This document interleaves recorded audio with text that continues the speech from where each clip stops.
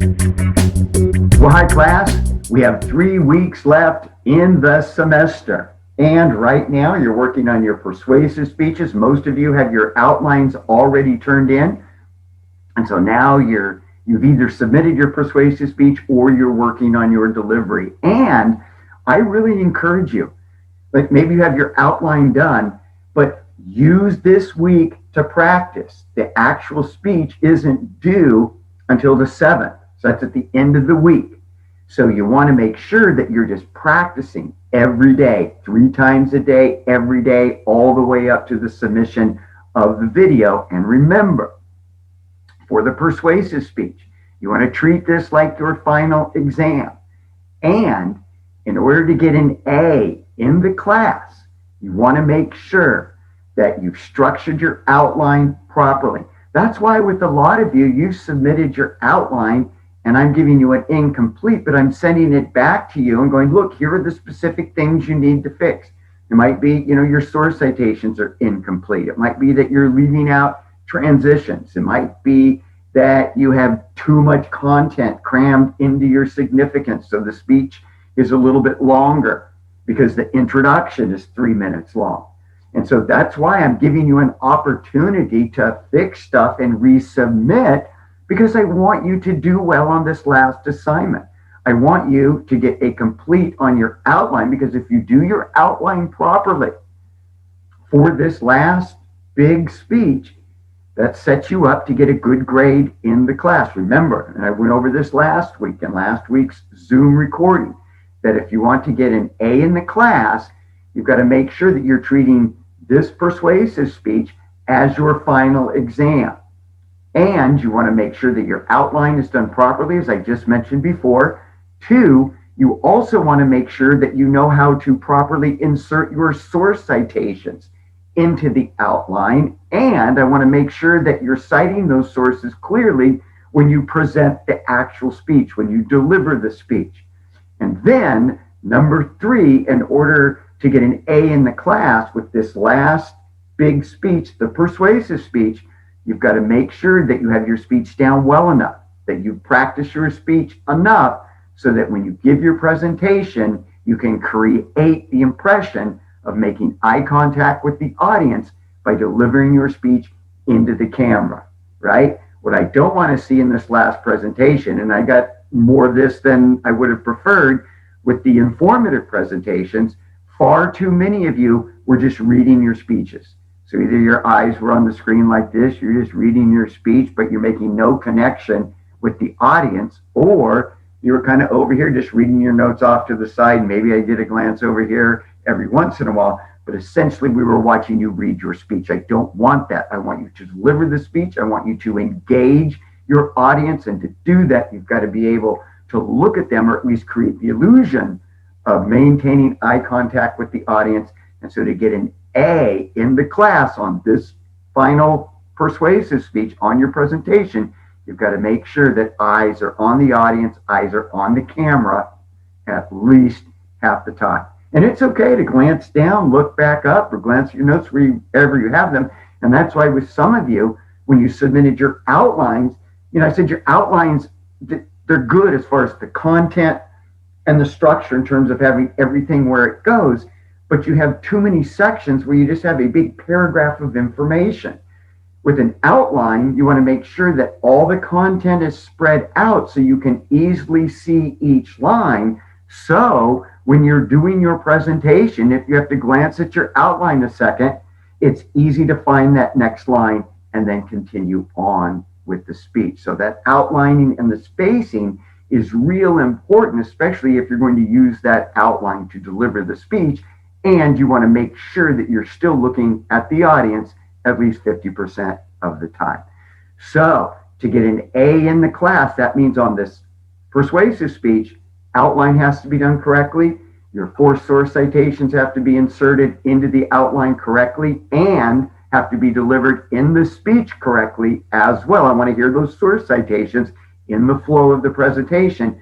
And you've got to make sure that you're looking at the audience at least half the time. You do that on this last speech, and if you've completed all of your work, you're going to get a good grade in the class. And Just to remind you, again, last day to submit any work for the course is on Sunday, May 23rd. Sunday, May 23rd, that's the last day that I'll accept any work for the class. That gives me a couple days. I have to get my grades in by the 27th. So you want to make sure, and if you still have stuff you haven't done, you can still turn it in, right? You can turn in work all the way up to the 23rd, but at midnight on the 23rd, clock strikes 12, no more submission of any assignment. So you still have about 3 weeks to get all your work turned in. So still a chance to do really well and pull out a good grade in this class. And then the last thing I want to mention, for some of you, you've already got your persuasive speeches submitted. And so now you have the one final speech. That's just a short little farewell speech, a 1 to 2 minute speech where you just kind of bid the class farewell and tell us a little bit about your experience in the class. But the one thing that I want you to demonstrate in that farewell speech, and there's no outline to follow, you're not submitting an outline for that presentation, you're just doing that short little speech, very similar to the introductory video you did at the start of the class. But the difference between those two speeches, in the last speech, the farewell speech, I want you to demonstrate that you know how to structure a speech. And this is more realistic in the terms of what you will experience once you're done with the class. If you have an opportunity to speak, you're probably not going to be required to have to turn in an outline. And there's not going to be an outline format that you probably have to follow.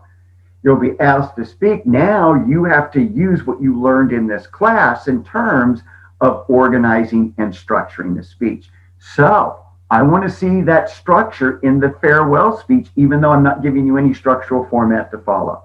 So what that means is in your little 1 to 2 minute speech, you should still have an introduction, body, and conclusion. What would be great is if you begin your speech in the introduction right at the outset with an attention getter and have a title for your speech. Give us your thesis statement. And if you have a couple different things you want to talk about, make sure you preview your main points at the end of the introduction. So then when you get to the body of the speech, it would be nice if you had, 1, 2, 3, not one, let's have more than one, 2 or 3 main points, and those are linked together with transitions, and a well-structured conclusion where you summarize, restate your thesis, and then end your speech. So your speech has a strong sense of finality, and a good way to do that is just to relate back to your opening attention getter. So what I want to see in that last speech, the farewell speech, show me you know how to structure a speech, even though there's no outline format to follow. So that'll be the last speech. That's what some of you, I think, maybe a handful of you have already done your persuasive speeches. And again, if you haven't turned your persuasive speech in, use the time this week to practice. The more you practice your speech, the more polished that presentation is going to be, the more polished the presentation, the more impact that's going to have on me, because that's the last big speech I'm going to see before I start formulating the grades in the class. And so now I have to take all those completes and then figure out, okay, who gets the A, who gets the B, who gets the C, and how are we going to do that? One, we're going to make sure that you've met my goals that I just talked about, and you also want to see how well you have met your 3 goals that you established at the beginning of the semester. The very last assignment for the class, it's not a speech assignment, but you'll write your final assessment, and in that assessment, you'll tell me what you learned in class, how well you felt you met your goals, and what you think you deserve as a grade for the class. All right? So that really means the better job you do on the persuasive speech, that's really going to have a big influence on your overall final grade. And I think that's cool, right? Especially for some of you that may have kind of struggled, a little slow getting started. But boy, you nail that persuasive speech, that gives you a good chance to get a good grade in the class. So let's work hard on those final presentations. All right. The last thing that I want to do, I want to go to the modules. This is for those of you that are still kind of working on your persuasive outlines, maybe struggling with getting the source citations in, or figuring out where the transitions go. So I'm going to go ahead and go to the modules for any of you that need any extra help on just ensuring that your outline is done correctly. Oh, and last thing, in terms of your delivery with the persuasive speech, what I'm really after too is make sure that the opening words that you said in your persuasive speech are the words from the attention getter. I don't want any meta communication. Hi, everyone. My name's Joe. I'm going to be doing my speech on that. Well, why have an attention getter? So what I want is hit record, get set, look into that camera. Even if it takes a second or two, you're establishing your presence as a speaker, and then look into that camera and deliver your opening line from the attention getter. And then when you get to the end of the speech, you want to make sure that you really close the speech with a solid last line that really gives the speech a strong sense of finality. And I want you to end with the last line of the speech. Don't end by saying the last line and then thank you. You just hold your eyes on the camera, 1001, 1002, and then go ahead and take it off record. So you want to start and end strong. Those are the little things that make such a difference when you're giving a presentation. So make sure you start with the attention getter and end with the last line in the speech. All right, you guys, have a good week. For those of you that want a little extra instruction on the outline for the persuasive speech, let's go ahead and get to the modules. Oh, hang on. Just two last things I almost forgot to mention. For the persuasive speech, when you do your presentation, and because this is your last big presentation, I want you to make sure that when you begin the speech, the first words we hear are the words of the attention getter. That's real important in public speaking. So I don't want anybody beginning their speech with anything that sounds like what I call meta communication. That's just kind of like meaningless, nervous communication that sometimes happens before you get into the speech. I don't want any of that. So hit record, take a second to get ready to go. Look into that camera, and the first words I want to hear are the words from the attention getter. So what I don't want is to hit record. Oh, hi everybody. My name's Bob, and today I'm going to be talking about legalizing marijuana. All right, let's go. And then into the speech. No, why do we have an attention getter if you're going to begin like that, right? And you told us the topic of the speech.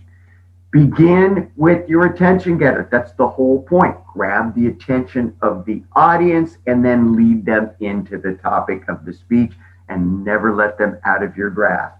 Then, when you end the speech, the last words that I want to hear are the words from the ending of your speech. So I want you to end your speech with a strong sense of impact. And again, we're talking about persuasion. So you can do a little bit more here as far as really having an impact on the audience at the end of the speech. So end your speech with that last line and then don't say anything else. Just hold your eye contact on the audience for a second and then go ahead and take it off record.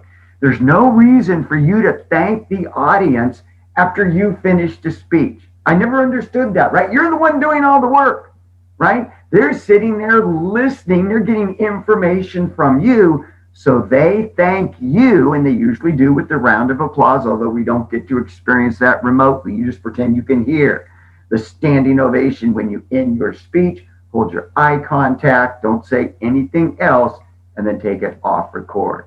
So I want you to begin with the attention getter, and I want you to end with the final line in your speech. Those are the little things that can really set you apart when it comes to public speaking. And then the last thing that I wanted to mention, this is so important with persuasive speaking, but when you have sources of evidence required, you're going to use evidence in a speech, and it's a persuasive speech. You've got to make sure that you're trying to find the best evidence available. And look, I get you're doing an assignment in class, right? You're doing this for a grade. You're not really out there trying to save lives. But I think you should treat this assignment as if you were. But you've got to make sure that when you're getting evidence for the presentation, it's the best possible evidence. If you're using any kind of statistics to support or present that a problem exists, you've got to have the date for those statistics. You know, you could say 94% of the population is affected by the problem that you're speaking about. But if you don't give us a date, then, oh, well, maybe that's from 1960 and it's all better now. So you've got to make sure that you have dates for your sources. And the more recent the date, the more powerful the overall source. So remember that with persuasion, find the best possible sources. Because if you're just using any old source and the evidence really isn't that good, an easy way to discredit your persuasive appeal is to attack the evidence, right? So if you're not using really good evidence, you leave out a name or the publication's not clear or you don't have a date, that's an easy way for me just to ignore the entire argument, because I can argue, look, the evidence isn't valid, therefore the argument isn't valid. When I was coaching debate at Solana, we won a lot of debate rounds, not by beating our opponent's arguments, but by taking out their arguments by discrediting the overall source. So you want to make sure you always do your research. I always tell students, just treat it like you're buying a house, all right? You got that time, you're into your career, cool. Now I'm going to go buy a house that I'm going to be paying on for the next 30 years. You're not just going to take anybody's word for the quality of the house that you're buying, right? You're going to do your research. Are you just going to get any research? No, you want the best possible research. So anytime you're researching for a topic, just treat it like you're buying a house. You want the best possible sources. All right, now I'm done, except for those of you that want a little more help with the outlines, go ahead and hang back, and now we'll go to the modules. All right. Okay, so here we're looking at the modules for the persuasive speech. And so one thing real important too, when you submit your speech, make sure you're submitting it right here where it says submit and view persuasive presentations. On your calendar, it may pop up persuasive speech podcast, right? But you can't submit your speech there. I've disabled that. So you'll sit there and you'll get frustrated trying to submit your speech. You can't do it. So make sure that you're submitting your speech to the right place. And again, I've been saying this all semester. You just want to make sure you stay on the modules. So here are modules for our Canvas shell under persuasive speaking or the persuasive speech. And right here is where you submit your persuasive speech once you've recorded your video. All right, so what I want to do here is just draw your attention. We have two places where you have sample outlines. And I get a little concerned sometimes with those of you that are really struggling with, following the outline format or getting your sources in, because I'm not sure that you're using all of the materials. So for those of you still working on your outlines, you've got the sample behavioral persuasive outline here, and you've got the sample attitudinal persuasive outline here. So if we go ahead and look at the behavioral speech outline, notice the format. Kind of see how everything's spread out and it's just easy to see each line. What I don't want is like under here on a main point where you just have a big paragraph of information. Because when you're delivering the speech and you're using the outline, if you have everything here in a big paragraph, it's just harder to glance down and find your place. So that's why the spacing is so important in an outline. It makes it easier to use the outline to practice the speech. It makes it easier to use the outline when you're delivering the speech. Again, you want to be able to look at the audience at least half the time.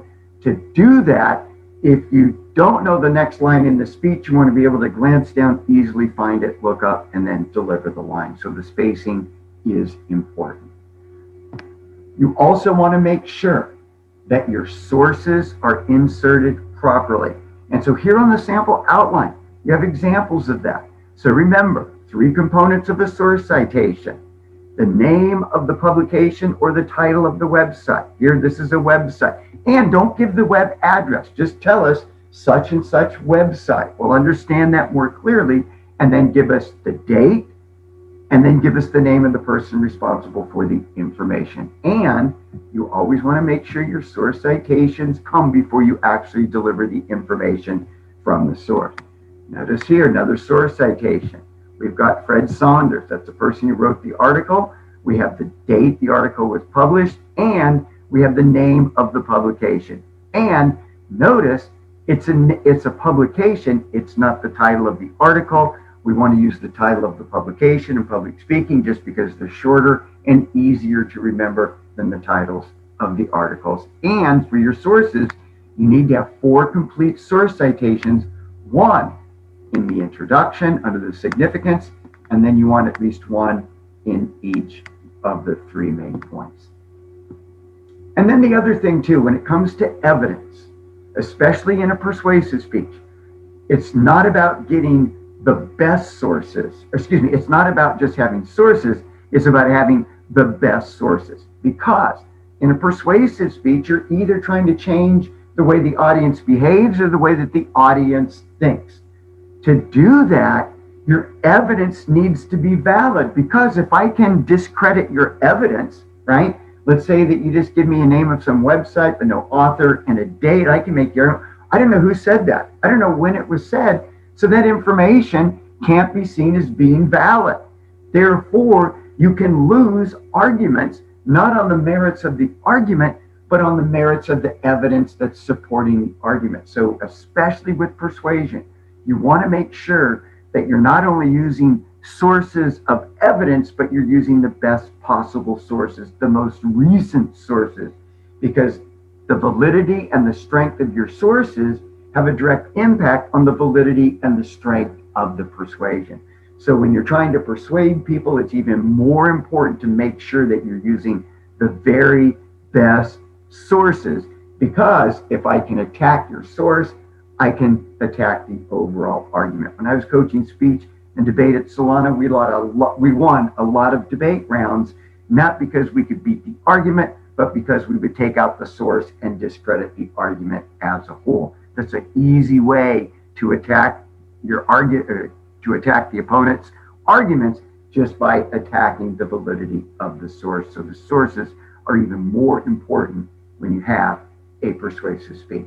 So in terms of the outline, you just want to make sure that you're following the sample outline. And remember, there's 2. This is the behavioral speech sample outline. You also have one for the attitudinal persuasive speech. And the big difference between those 2, in the attitudinal persuasive speech, you get to come up with your own main points. Those are the 3 arguments that support your thesis. Where if you're doing the behavioral persuasive speech, where you're trying to change the behavior of those who are listening, you want to make sure that your main points are effects of the problem, causes of the problem, and solutions to the problem. All right, so let's make sure, for those of you still working on the finishing touches on the outline, that you get your outline done correctly, that you get a complete, because you really need to make sure you have a well put together outline for the persuasive speech if you want that to translate into an A for the course at the end of the semester. All right, we'll talk to you guys later.